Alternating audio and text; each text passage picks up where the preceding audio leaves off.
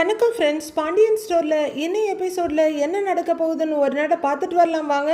மீனாவும் ராஜியும் டைனிங் டேபிளில் உட்காந்து வெஜிடபிள் சாப் பண்ணிட்டு இருக்காங்க. மயிலக்காவோட முடிவு அவங்களால தான் வரணும்னு இருந்திருக்கு.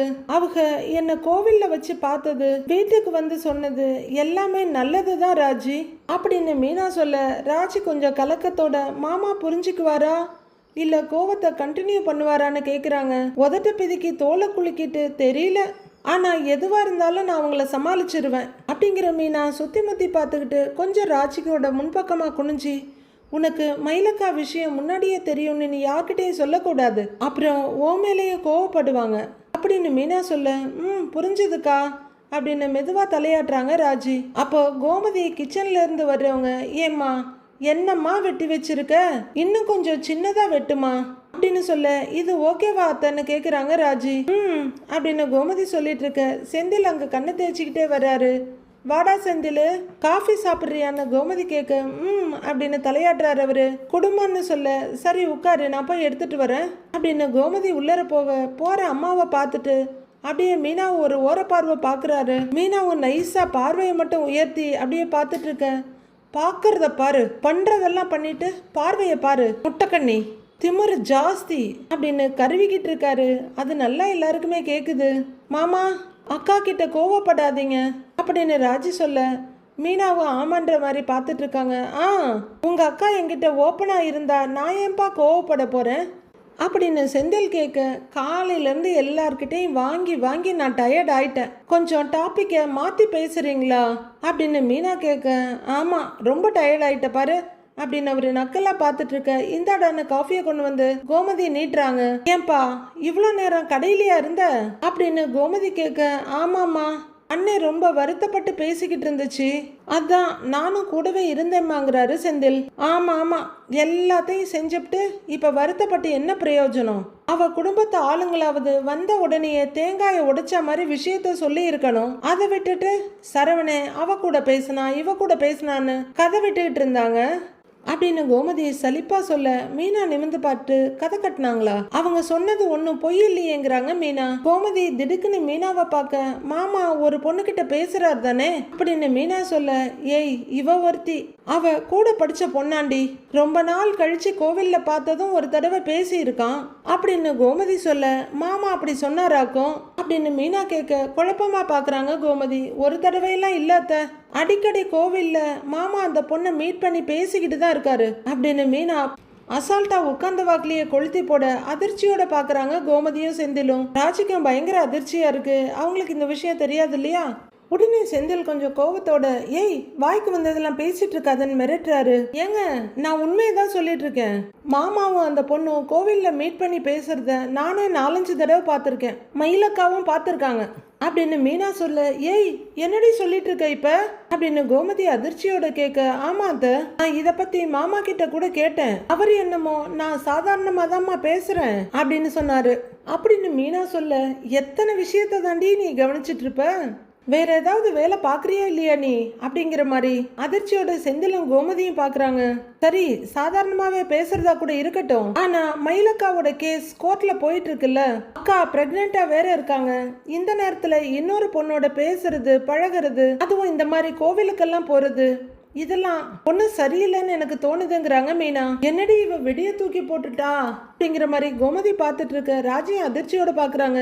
ஏய் அவர் ஏதோ சும்மா கூட பேசிட்டு இருக்கலாம்ல, அத போய் ஒரு விஷயமா சொல்லிக்கிட்டு இருக்கங்கிறாரு செந்தில். ஏங்க என்னங்க நீங்க எதையாவது ஒண்ணு சொன்னாலும் திட்டுறீங்க, மறைச்சாலும் திட்டுறீங்க, நான் என்னதான் பண்றதுன்றாங்க மீனா. அப்போ அண்ணன் அந்த பொண்ணை லவ் பண்ணுதுன்னு சொல்றியா நீ அப்படின்னு செந்தில் கேட்க, இப்ப செந்தில கோமதி அதிர்ச்சியோட பாக்குறாங்க. நான் அப்படியெல்லாம் சொல்லல, மாமா மயிலக்காவால மனசு காயப்பட்டிருக்காங்க, அது ஆடுறதுக்கு அவரும் கொஞ்சம் டைம் கொடுக்கணும்ல, துருன்னு திடுதிப்புன்னு மாமா இப்படி ஒரு முடிவெடுக்கணும்னு நான் சொல்லலையே அப்படிங்கிறாங்க மீனா. அவ்வளவுதான் கோமதி அப்படியே அதிர்ச்சியும் மலைப்புமா நிக்கிறவங்க. ஏய் கொஞ்சம் இருடி, ஒரே குழப்பமா இருக்கு, நான் அவங்கிட்ட பேசுறேன்றாங்க கோமதி. சரியா போச்சு, நாங்க அப்படியே கிளம்புறோமா அப்படின்னு செந்தில் சொல்ல, டேய் இப்பவே போகணுமா, சாப்பாடு ரெடி ஆகிட்டு இருக்குல்ல சாப்பிட்டுட்டு போலாம்லன்றாங்க கோமதி. இல்லம்மா அப்படின்னு செந்தில் சொல்லிட்டு இருக்கும் போதே, இல்ல அத்த காலையில் நீங்கள் ஃபோன் பண்ணதுமே போட்டதை போட்டபடி அப்படியே விட்டுட்டு வந்துட்டேன். ஆஃபீஸ் வேலை கூட கொஞ்சம் பெண்டிங்கில் இருக்கு. நாங்கள் ஏதோ முடிச்சுட்டு அப்படியே கிளம்பிடுறோங்கிறாங்க மீனா. ஏம்மா ஒரு அரை மணி நேரத்தில் சமையல் முடிஞ்சிருமா அப்படின்னு கோமதி சொல்ல, அத்தை அப்படின்னு பார்த்துட்டு இருக்காங்க மீனா. ஐயோ அம்மா அம்மா அம்மா அப்படின்னு செந்தில் அலற கோமதி திரும்புகிறாங்க. இவ இங்க இருக்கிற ஒவ்வொரு நிமிஷமும் ஆபத்து தாம்மா. ஏதாவது வெடிகுண்டை தூக்கி போட்டுக்கிட்டே இருப்பா. நான் கூட்டிகிட்டு போறேன், வா கிளம்பு போலாம், வா கத்திய வச்சுட்டு வா வா அப்படின்னு செந்தில் போயிட்டு இருக்க மீனாவும் எழுந்து நிக்கிறாங்க. வரேன் ராஜி, இதை முடிச்சிடு ராஜி அப்படின்னு அவங்க பிளேட்ல இருக்க வெஜிடபிளையும் காட்டிட்டு போறாங்க மீனா. அப்படின்னு ராஜு தலையாட்டிட்டு இருக்க கோமதி அப்படியே குழம்பி போய் நிக்கிறாங்க. ஐயோ என்னடி காலையில இருந்து ஒரே பிரச்சனையா இருக்கு, தலை சுத்துது கடவுளே அப்படின்னு தலையை பிடிச்சிட்டு நிக்கிறாங்க கோமதி. அத்தை நீங்க ரொம்ப யோசிக்காதீங்க, பாத்துக்கலாங்கிறாங்க ராஜி. இப்போதைக்கு பிரச்சனையே இல்லாத கப்பல்னு பார்த்தா அது கதிரும் ராஜியும் தான். ஆனா கதிருக்கு மட்டும் வேற மாதிரி ஒரு பிரச்சனை வந்திருக்கு. மாமனாரோட ரகசியத்தை கட்டி காக்கணும், அவரையும் காப்பாத்தணுங்கிற பொறுப்பு வந்திருக்கு. வீட்டுக்குள்ளர முத்துவேல் அவரோட பெட்ல உட்கார்ந்து இருக்க, வெளியே சக்திவேல், பழனி, சுகன்யா, மாறின்னு 4 பேர் நிக்கிறாங்க. 4 பேருமே ஒரு மாதிரி இறுக்கமா ஒருத்தர் பார்த்துட்டு இருக்காங்க. உள்ளர வர்ற வடிவு, ஏங்க இன்னும் குளிக்கலையான்னு முத்துவேல் கிட்ட கேக்குறாங்க. அவரு பதில் சொல்லாம உச்சி கொட்டிட்டு தலையை திருப்பிக்கிறாரு. உங்களுக்கு என்னமோ ஆயிடுச்சுங்க, உங்க தம்பிக்கு உங்களுக்கு ஏதாவது பிரச்சனையா அப்படின்னு வடிவு கேட்க, இல்லையே ஏன்னு கேக்குறாரு அவரு. நீங்க வந்த கொஞ்ச நேரத்துல அவரும் வந்துட்டாரு. வந்ததுல இருந்து அவரு கோவமாவே இருக்காரு. காஃபி கூட குடிக்கல. உங்ககிட்ட ஏதோ பேசியே ஆகணும்னு சொல்றாரு. நீங்க குளிச்சிட்டு இருக்கீங்கன்னு நான் சொல்லி வச்சேன். நீங்க என்னடான்னா இப்படி உட்கார்ந்துகிட்டு இருக்கிறீங்க அப்படின்னு வடிவு சொல்ல, திருச்சிக்கு அவனை விட்டுட்டு போனது அவனுக்கு பிடிக்கல. அங்க என்ன நடந்துச்சுன்னு அவனுக்கு சொல்லல. அவன் கோவத்துல இருப்பான். நான் பேசிக்கிறேங்கிறாரு முத்துவேல். வடிவு அப்படியே பார்த்துக்கிட்டே நிக்க, நான் பேசுறேன் நவரு அப்படின்னு முத்துவேல் வேகமா வெளியே வர்றாரு. ரூம்ல இருந்து அவர் வெளியே வர பழனி, சக்திவேல் 2 பேரும் படக்குன்னு எழுந்து நிக்கிறாங்க. பழனிவேல் அவங்க அண்ணனை பார்க்க சக்திவேல் முகத்தை வேற பக்கமா திருப்பிக்கிறாரு. கோவமா இருக்காராம். உட்காருங்க அப்படின்னு சொல்லிட்டு அவரு உட்கார தயங்கிட்டே நிக்கிறாங்க. உட்காருங்க அப்படின்னு கொஞ்சம் அதட்டலா சொல்ல 2 பேரும் உட்கார்ந்துடுறாங்க. அப்பவும் சக்திவேலோட முகம் வேற பக்கம் தான் இருக்கு. பார்க்க போன இடம் அம்பட்டு நல்லா இல்லைன்னு முத்துவேல் ஆரம்பிக்க, சக்திவேல் பயங்கர கோவத்தோட எழுந்து அண்ணன் பக்கம் திரும்பி உட்கார்ந்து, அண்ணே பார்க்க போன இடத்தெல்லாம் விடுங்க, இதுல நீங்க இடம் பார்க்க போனீங்களான்னு தான் எனக்கு சந்தேகமா இருக்குன்னு அப்படின்னு சக்தி சொல்ல அமைதியா உட்கார்ந்துருக்காரு முத்துவேல். அண்ணே என்னண்ணே அண்ணனையே சந்தேகப்படுற அப்படின்னு பழனி கேட்கிறாரு. ஓய் கொஞ்ச நேரம் பேசாம இருக்கிறியா, பெரியவங்க பேசுறப்ப அமைதியாரு அப்படின்னு வாயை மூடி காமிக்கிறாரு சக்திவேல். பழனி வாயை திறக்கலன்னாலும் என்னென்ன இப்படி பேசுறேன்னு கொஞ்சம் கவலையும் அதிர்ச்சியுமா பாக்குறாரு. அண்ணே தெரியாம தானே கேக்குறேன், நீங்க என்னென்ன பண்ணிட்டு இருக்கீங்க, எங்கிட்டையும் எல்லார்கிட்டையும் எதையாவது மறைக்கிறீங்களா, எதுவா இருந்தாலும் சொல்லுங்க அண்ணே அப்படின்னு கொஞ்சம் தவிப்போட கேக்குறாரு. அவரும் திரும்பி பார்த்துட்டு, நான் என்னடா மறைக்க போறேன் அப்படின்னு சொல்ல இவருக்கு டென்ஷன் ஆகுது. சரிங்கண்ணே, எங்க எல்லார்கிட்டையும் நீங்க எதையும் மறைக்கல, நாங்க நம்புறோம். ஆனா இன்னைக்கு நீங்க எங்கண்ணே போனீங்க அப்படின்னு சக்தி கேட்க, அதான் சொன்னேன்ல நிலம் பார்க்க அப்படின்னு எங்கேயோ பார்த்துக்கிட்டு சொல்றாரு முத்துவேல். சக்திவேலுக்கு ஏக டென்ஷன் ஆகுது. அண்ணன் என்ன வாழைப்பழ கதை மாதிரியே சொல்லிட்டு இருக்காரு அப்படின்னு நினைக்கிறவரு கோவத்தை கண்ட்ரோல் பண்ணிக்கிட்டு, அண்ணே நிலத்தோட சொந்தக்காரர் தானே உங்களை கூட்டிகிட்டு போகிறதா சொன்னீங்க, கூட்டிகிட்டு போனவர் பாதியிலேயே இறக்கி விட்டுட்டாரா அப்படின்னு சக்திவேல் கேட்குறாரு. என்னங்கண்ணே, ஏங்கண்ணே கதிர் வந்து உங்களை இறக்கி விட்டான் அப்படின்னு சக்திவேல் கேட்க, வடிவு, மாறி, சுகன்யா, பழனின்னு 4 பேரும் பயங்கர அதிர்ச்சி ஆகுறாங்க. முத்துவேல் அமைதியாக ஒரு பார்வை பார்த்துட்டு திரும்பிக்கிறாரு. மாமா கதிர் கூட வந்தீங்களா, அவன் கூட நீங்கள் பேசுகிறீங்களா அப்படின்னு சுகன்யா ஆச்சரியமா அதிர்ச்சியுமா கேட்க, பேசுனா இப்ப என்ன என்ன அதெல்லாம் ஒரு விஷயமா, கதிர் யாரு, நம்ம அண்ணனோட மருமக புள்ள தானேங்கிறாரு பழனி. டேய் என்னடா என்ன உறவு கொண்டாடிக்கிட்டு இருக்கிற, நம்ம வீட்டு பொண்ணை இழுத்துக்கிட்டு ஓடினப்போ குடும்பமே தலை குனிஞ்சு நின்னுச்சு. தோ அண்ணே மேல தெரியும்ல, எல்லாத்தையும் மறந்துட்டீங்களா அப்படின்னு சக்திவேல் சொல்லிட்டு இருக்க, பேசாம கண்ணை நோண்டிட்டு உட்கார்ந்துருக்காரு முத்துவேல். தலை குனியாம காப்பாத்தினவன் அவன் அப்படின்னு பழனி சொல்ல, ஏய் சும்மா வாயை மூடுறா, சும்மா கதை விட்டுக்கிட்டு, உனக்கு இன்னும் அந்த வீட்டு மேல இருக்க பாசம் போகலல்ல, உன் பாசத்தெல்லாம் மூட்டை கட்டி வச்சுட்டு உட்காரு அப்படிங்கிற சக்திவேல் மறுபடியும் அண்ணங்கிட்ட திரும்பி, அண்ணே நீங்க சொல்லுங்க அண்ணே, எதுக்கு அந்த கதிர் கூட, ஐயோ அந்த பரதேசி பைய மவனோட எதுக்குன்னே வந்து இறங்குனீங்க, நீங்க காலையில கிளம்பி வீட்டை விட்டு வெளியே போய் நிக்கிறப்ப அவன் திரு திருன்னு எதிர்த்தாப்புல முழிச்சுக்கிட்டு நின்றுட்டு இருந்தான் அப்படின்னு சக்திவேல் சொல்ல சொல்ல எல்லாரும் ஒரே குழப்பமா கலவரமா பாக்குறாங்க. நீங்களும் அவனையே பார்த்துக்கிட்டு நின்றுட்டு இருந்தீங்க. என்னை பார்த்த உடனே நீங்க ஷாக் கூட ஆயிட்டீங்கன்னு. அவனும் திருட்டு பைய மாதிரியே போயிட்டான். அண்ணே உண்மையை சொல்லுங்கண்ணே, அவன் கூட தானே நீங்க வெளியே போனீங்க, எங்கண்ணே போனீங்க 2 பேரும் அப்படின்னு சக்திவேல் கேட்க கேட்க முத்துவேல் எந்த பதிலும் சொல்லாம அமைதியாவே உட்கார்ந்துருக்காரு. நான் எவ்வளவு தூரம் கேட்கிறேன், அண்ணன் பாரு எப்படி உட்கார்ந்துருக்காருன்ற மாதிரி மாறிய ஒரு பார்வை பார்த்துட்டு, அண்ணே எங்க எல்லாருக்கும் தெரியாம நீங்க 2 பேரும் ஏதாச்சும் பண்றீங்களான்னு அப்படின்னு சக்திவேல் கேட்க, நான் கதிரோடெல்லாம் எங்கேயும் போகலைங்கிறாரு அவரு. அப்புறம் வரும்போது கூட அந்த பரதேசி மவன் கூட எதுக்குன்னே வந்து இறங்குனீங்க அப்படின்னு சக்திவேல் கேட்க, அது அது நான் வந்துங்கிறாரு. சொல்லுங்கண்ணே. அது அப்படின்னு அவர் கேட்டுட்டு இருக்க, அது அப்படின்னு பொய் சொல்லவும் வராம உண்மையும் சொல்ல முடியாம தவிப்போட நிறுத்திக்கிறாரு முத்துவேல். ஏங்கண்ணே ஏன் இவ்வளவு தடுமாறுறீங்க, சொல்லுங்கண்ணே அப்படின்னு சக்திவேல் கேட்க, உங்க யார்கிட்டையும் சொல்லி பயமுறுத்த வேணாம்னு நினைச்சேன் அப்படின்னு படக்குன்னு முத்துவேல் ஒரு வார்த்தையை விட எல்லாருமே என்னென்ன அதிர்ச்சியும் குழப்பமுமா பாக்குறாங்க. உடனே சமாளிச்சுக்கிறவரு, அது வர்ற வழியில மெயின் ரோட்ல நான் இறங்கிக்கிட்டேன், அங்கிருந்து வரும்போது திடீர்னு தலை சுத்துச்சு அப்படின்னு முத்துவேல் சொல்லிட்டு இருக்க. ஐயோ அண்ணே அப்படின்னு பழனிவேல் பதறாரு. ஐயோ மாமான்னு சுகன்யாவும் பதறாங்க. மாறி வடிவு 2 பேருமே பதறாங்க. என்னங்க சொல்றீங்கன்னு வடிவு கேட்க, கதை நல்லா விடுறீங்களாட்ருக்கேன்னு அப்படிங்கிற மாதிரி பாக்குறாரு சக்திவேல். ப்ரெஷர் லோவா இருக்கும்னு நினைக்கிறேன் அப்படின்னு முத்துவேல் சொல்ல, நம்பணுமா அப்படின்னு பாக்குறாரு சக்திவேல். வடிவு பதட்டமா பார்க்க, அப்ப ஹாஸ்பிட்டலுக்கு போலாமா மாமா அப்படின்னு மாறி கேக்குறாங்க. அந்த அளவுக்கெல்லாம் எதுவும் இல்ல அப்படின்னு அவரு சொல்ல, அண்ணே உங்களுக்கு தலை சுத்துறதுக்கும் நீங்க அந்த பரதேசி பையன் கூட வந்து இறங்குனதுக்கும் என்னங்கன்னே சம்பந்தம் அப்படின்னு சக்திவேல் விடாம கேக்குறாரு. ஐயோ இவன் விடமாட்டான் போல இருக்கேன்னு முத்துவேல் உட்கார்ந்துருக்க. தம்பி அவர் தான் உடம்பு சரியில்லைன்னு சொல்லிட்டு இருக்காருல, நீங்க என்ன தம்பி இன்னமும் உங்க சந்தேகத்தை கேட்டுக்கிட்டே இருக்கீங்க அப்படின்னு வடிவு கேட்க, இத வந்துட்டாங்கல்ல முட்டுக்கட்டை போடுறதுக்கு அப்படின்ற மாதிரி வடிவை பாக்குறாரு சக்திவேல். இப்ப நல்லா இருக்கேன், அப்ப என்னமோ தலை சுத்துச்சு அப்படின்னு முத்துவேல் சொல்ல, நல்லா சுத்துறீங்கன்னு அப்படின்னு மனசுக்குள்ள சொல்லிக்கிறாரு சக்திவேல். என்ன பண்றதுன்னு தெரியாம நான் அங்கேயே நின்னுகிட்டு இருந்தேன். அப்பதான் கதிர் வந்தான்.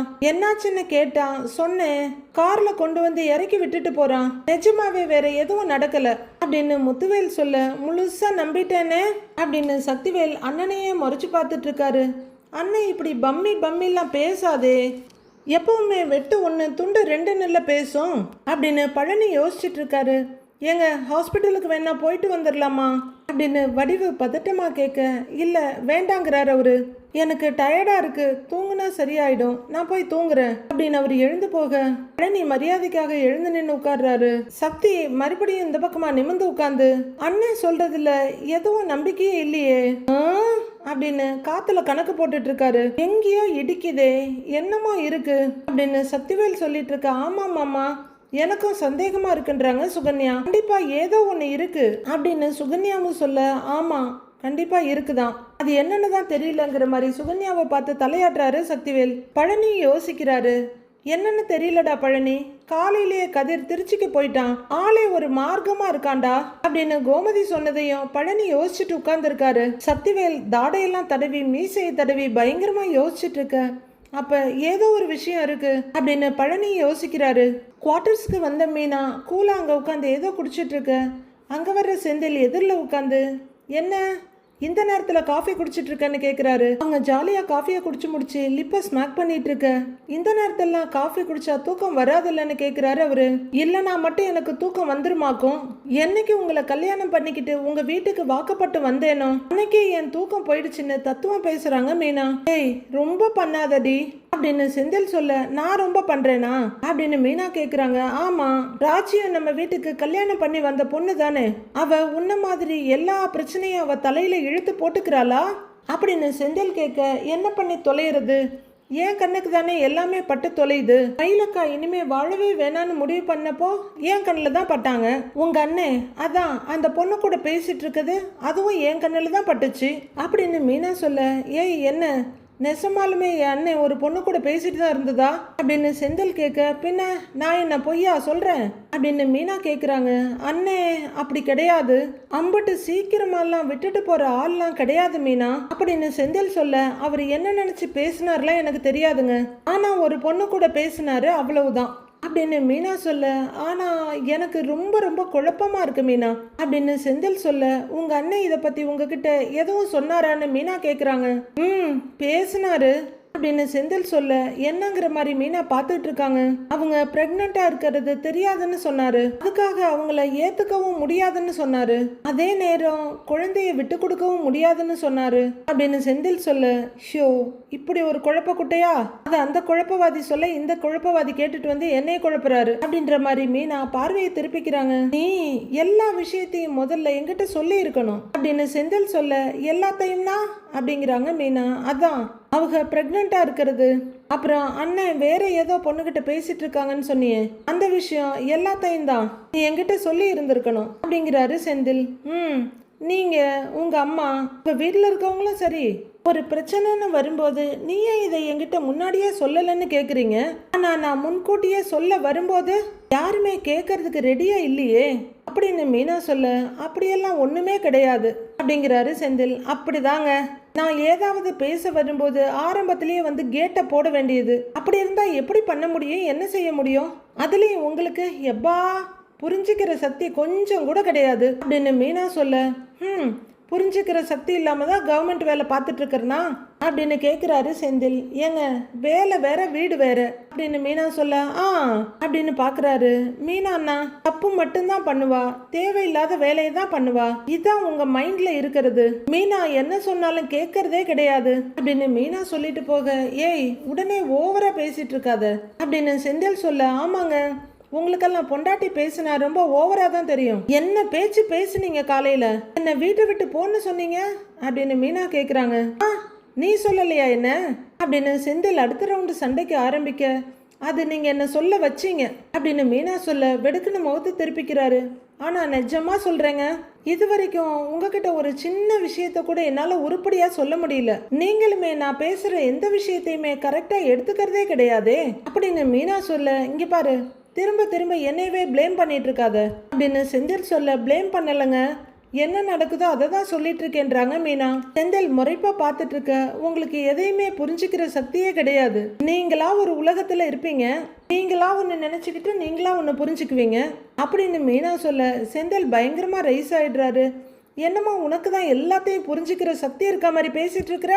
ஆமா, எனக்கு புரிஞ்சுக்கிற சக்தி இல்லதான், அறிவே இல்லதான், எத்தனை வருஷமா இப்படிதானே இருந்தேன், இனியும் அப்படியே இருந்துட்டு போயிடுறேன் அப்படின்னு டென்ஷனா எழுந்திருக்கிறவரு, பேசுறா பார் பேச்சுன்னு அப்படின்னு சொல்லிட்டு எழுந்து உள்ளர போயிடுறாரு. இவர் எதுக்கு வந்தாரு, இப்ப எதுக்கு வம்பிழுத்தாரு, எதுக்கு அவரா போறாருன்னு தலையில கைய வச்சுட்டு உட்கார்ந்துருக்காங்க மீனா. இதுக்கு தான் ஒண்ணுமே சொல்றதுக்கு இல்ல, புரிஞ்சுக்கிறதே இல்ல அப்படின்னு மீனா பொறுமைக்கிட்டு உட்கார்ந்துருக்காங்க. முத்துவேலை விட சக்திவேல் தான் பயங்கர நோயால பீடிக்கப்பட்டிருக்காரு போல இருக்கு. அவருக்கு கண்ணை திறந்தா தூக்கம் வருது, கண்ணை மூடினா கடுப்பாகுது, உட்கார முடியல, தூங்க முடியல, சாப்பிட முடியல, கஷ்டப்பட்டு கண்ணை இறுக்கி மூடிட்டு அவர் சோஃபால உட்கார்ந்துருக்க, அவருக்கு பக்கத்து சோஃபால அவரோட தவ புதல்வன் குமரவேல் உட்கார்ந்துருக்காரு. கண்ணை மூடி உட்கார்ந்துருக்க சக்திவேல் கண்களுக்குள்ள திரும்பின கதிர் இவரை பார்த்து பயங்கரமா அதிர்ந்ததும், இவரு போற அண்ணனை பார்த்துட்டு இருந்ததும், கதிர் போயிட்டு இருக்க அவங்க அண்ணனை பார்த்துட்டு இருந்ததுமே வருது. அவரு தலையை உதறிட்டு மறுபடியும் யோசிச்சுட்டு இருக்க, அப்பா அப்படின்னு குமரவேல் கூப்பிடுறாரு. அப்போ சக்திவேலோட ஒரு பக்கம் வந்து சுகன்யா நிற்கிறாங்க, இன்னொரு பக்கம் மாறி வந்து நிற்கிறாங்க.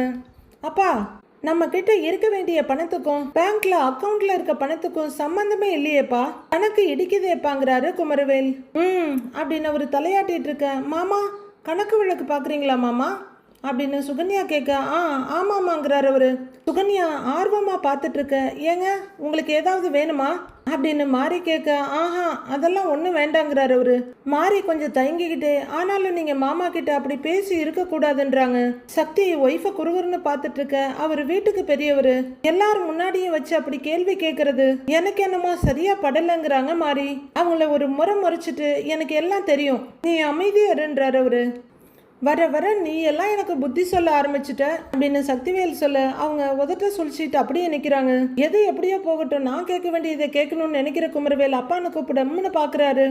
நீங்க அக்கௌண்ட்ல இருந்து பணம் எதுவும் எடுத்தீங்களா அப்படின்னு கேட்க, அப்படின்னு பார்த்துட்டு இருக்காரு. ஒரு வாரத்துல மட்டும் 4-5 தடவை பெரிய பெரிய அமௌண்ட்டா டிரான்சாக்ஷன் ஆயிருக்கு அப்படின்னு குமரவேல் சொல்ல, மறுபடியும் கண்ணை மூடிட்டு நான் எடுக்கலடாங்கிறாரு சக்திவேல். உன் பெரியப்பா தான் எடுத்திருக்காரு அப்படின்னு சக்திவேல் அழுத்தம் திருத்தமா சொல்ல, பெரியப்பா எதுக்கு அப்படிங்கிறாரு குமரவேல்.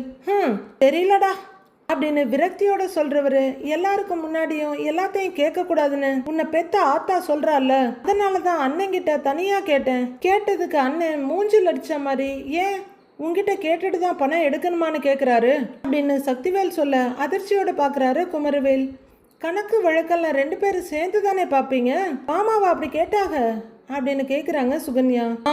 ஆமாம், சேர்ந்து தான் பார்ப்போம். ஒருத்தர் பணம் எடுத்தா இன்னொருத்தர்கிட்ட சொல்லுவோம். எல்லாமே கொஞ்ச நாளைக்கு முன்னாடி வரைக்கும் தான், இப்போ எல்லாமே மாறிடுச்சு அப்படின்னு சக்திவேல் சொல்ல எல்லாருமே குழப்பமா பார்த்துட்டு நிற்கிறாங்க.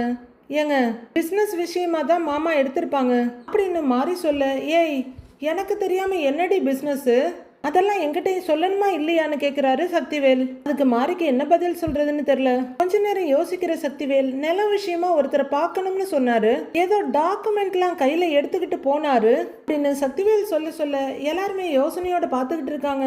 ஆமா, நாம நிலம் வாங்க போறோம், நாம எதுக்கு டாக்குமெண்ட் எடுத்துட்டு போகணும்னு கேட்கலாம்னு நினைச்சேன். சரி, அவர்கிட்ட என்னத்தை போய் கேட்கறதுன்னு விட்டுட்டேன். ஏம்மா, அப்ப வரும்போது எடுத்துட்டு போன டாக்குமெண்ட் எல்லாம் எடுத்துட்டு வரணும்ல, பெருங்கையோட வந்தாரே அப்படின்னு சக்திவேல் சொல்ல, மாமா கதிரோட சேர்ந்து வந்தாருன்னு சொன்னார்ல, ஒருவேளை கதிர் கையில கொடுத்துருப்பாரோ அப்படின்னு சுகன்யா புதுசா ஒரு பொருளையை கிளப்புறாங்க. எடுத்துட்டு போன டாக்குமெண்ட்டை திரும்ப வீட்டுக்கு எடுத்துட்டு வரல, நைட்டு அவன் கூட வந்து இறங்குறாரு. அப்ப டாக்குமெண்ட் எல்லாம் அவங்கிட்ட தானே கொடுத்துருக்கணும் அப்படின்னு சக்திவேல் சொல்ல, குமரவேல் சுகன்யா 2 பேரும் அவரையே பாக்குறாங்க.